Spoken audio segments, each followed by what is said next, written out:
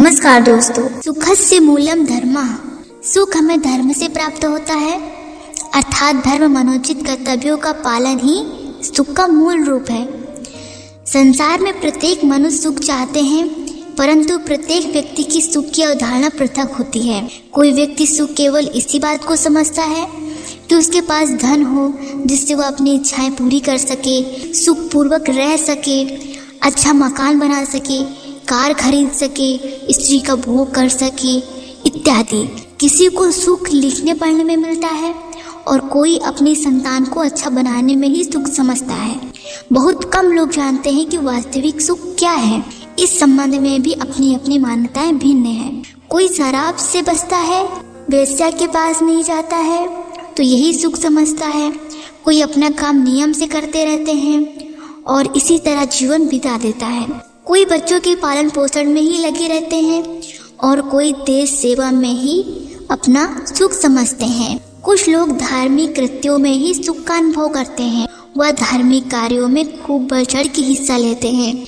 यह बातें सुख पूर्वक नहीं है, इन्हें हम सुखी जीवन नहीं कह सकते हैं। सुख का आभास मात्र भी नहीं है, सुख का आभास मात्र है मनोचित कर्तव्यों का पालन करने से ही मनुष्य के धर्म का पालन होता है और यही धर्म पालन सबसे बड़ा सुख होता है। हेलो दोस्तों, आज हम आपको इस कहानी के माध्यम से बताएंगे कि वास्तविक सुख क्या है और सांसारिक सुख क्या है। इस वीडियो को पूरा देखिएगा। चाणक्य जी ने अपने शिष्य को कहानी सुनाना आरंभ कर दी। यमुना किनारे ब्रह्मस्थल नाम का एक स्थान है जो ब्राह्मणों को दान में मिला हुआ था।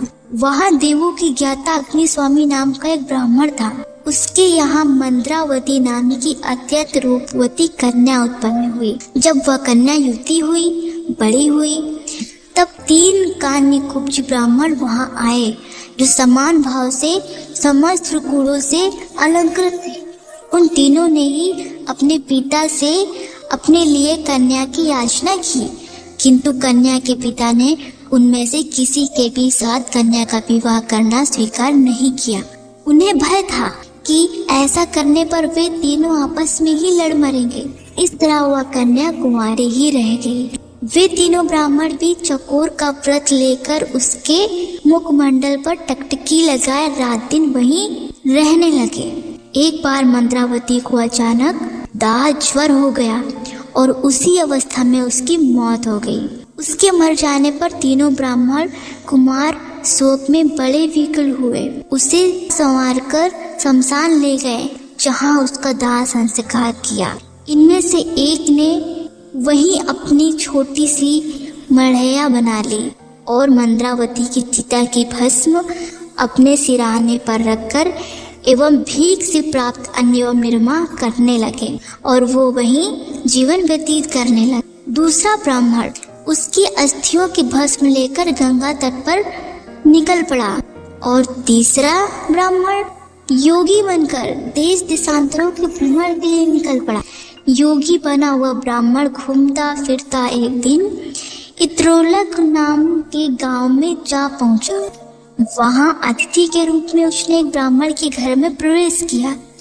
ब्राह्मण द्वारा सम्मानित होकर जब वह भोजन करने बैठा तो उसी समय एक बालक ने जोर जोर से रोना शुरू कर दिया। बहुत बहलाने समझाने पर भी जब बालक चुप न हुआ तो घर की मालकिन ने क्रोध में आकर उसे हाथों से उठा लिया और जलती हुई अग्नि में फेंक दिया। आग में गिरते ही कोमल शरीर वाला बालक जलकर राख हो गया। यह देखकर उस योगी को रोमांच हो उठा, गुस्से से भर आया। उसने परोसे हुए भोजन को आगे सरका दिया और उठकर खड़ा होते हुए क्रोधित भाव में बोला, धिक्कार है आप लोगों पर, आप ब्राह्मण नहीं कोई ब्रह्म राक्षस हैं। अब मैं तुम्हारे घर का भोजन तो क्या एक अन्न का दाना भी ग्रहण नहीं कर। योगी के ऐसा कहने पर गृह स्वामी बोला, हे योगी राज, आप कुपित ना हो, क्रोधित ना हो, मैं बच्चों को फिर से जीवित कर लूँ। इस छोटे से बच्चे को मैं फिर से जीवित कर लूँगा। मैं एक ऐसा मंत्र जानता हूँ जिसके पढ़ने से मृत व्यक्ति जीवित हो जाता है। यह कहकर वह गृहस्थ एक पुस्तक ले आया जिसमें मंत्र लिखा था। उसने मंत्र पढ़कर उससे अभिमंत्रित धूल आग में डाल दी।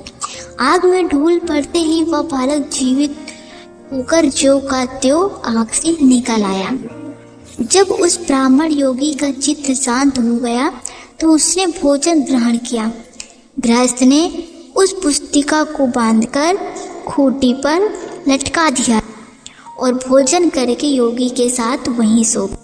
गृहपति के सो जाने के पश्चात वह योगी चुपचाप उठा और अपनी प्रिया को जीवित करने की इच्छा से उसने डरते डरते वह पुस्तक खूंटी से उतार ली और चुपचाप बाहर निकल गया।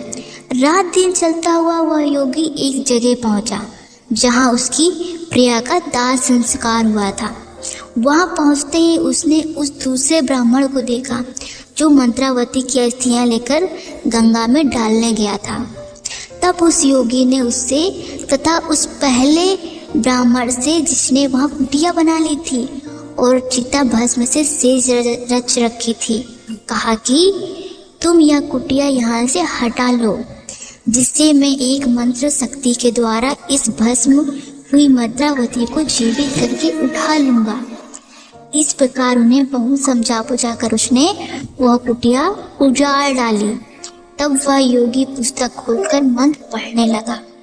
उसने धूल को अभिमंत्रित करके चिता भस्म में डाल दिया और मंत्रावती उसमें से जीती जागती निकल आई। अग्नि में प्रवेश करके निकलते हुए शरीर की क्रांति पहले से भी अधिक तेज हो गई। उसका शरीर ऐसा लग रहा था जैसे वह सोने की बनी हुई हो। इस प्रकार उसको जीवित देखकर वो तीनों काम याचना से पीड़ित हो उठे। उसको पाने के लिए आपस में लड़ने झगड़ने लगे। जिस योगी ने मंत्र उसे जीवित किया था वह बोला कि वह स्त्री उसकी है। वह बोला कि वह स्त्री उसकी है, उसने उसे मंत्र तंत्र से प्राप्त किया है। दूसरे ब्राह्मण ने कहा तीर्थों के प्रभाव से मिली उसकी भार्या है। तीसरा ब्राह्मण बोला कि उसकी भस्म को रखकर अपनी तपस्या से उसे जीवित किया है, अतः उस पर उसका ही अधिकार है। इतनी कहानी सुनकर शिष्य ने चाणक्य जी से पूछा कि प्रभु आप ये बताइए कि वह स्त्री किसकी होनी चाहिए। शिष्य बहुत सोच विचार में था। फिर चाणक्य जी ने उत्तर दिया कि जिस योगी ने कष्ट उठाकर भी तंत्र मंत्र से उसे जीवित किया है वह तो उसका पिता हुआ।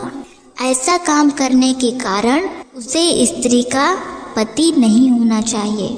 जो ब्राह्मण उसकी अस्थियां गंगा में डाल आया था उसे स्वयं को उस स्त्री का पुत्र समझना चाहिए, किंतु जो उसकी भस्म की सैया पर उसकी भस्म की सैया पर आलिंगन करते हुए तपस्या करता रहा और शमशान में ही बना रहा, उसे ही उसका सच्चा सही पति कहना चाहिए, क्योंकि गाढ़ी प्रीति वाले उस ब्राह्मण ने ही पति के समान आचरण किया। इस तरह इस संसार में हर व्यक्ति को अलग अलग कर्मों से सुख की प्राप्ति होती है। जीवन का वास्तविक सुख आत्म संतोष, आत्म विकास और आत्म कल्याण ही माना गया है। ऐसा दिव्य सुख संसार की भोग वासनाओं में लिप्त रहने में कहाँ मिलता है। या तो विषयों से ऊपर उठकर आध्यात्मिक जीवन अपनाने और प्राप्त होने में मिलता है। अगर ये वीडियो आपको पसंद आई हो तो प्लीज़ एक लाइक और एक सब्सक्राइब जरूर करिएगा। धन्यवाद।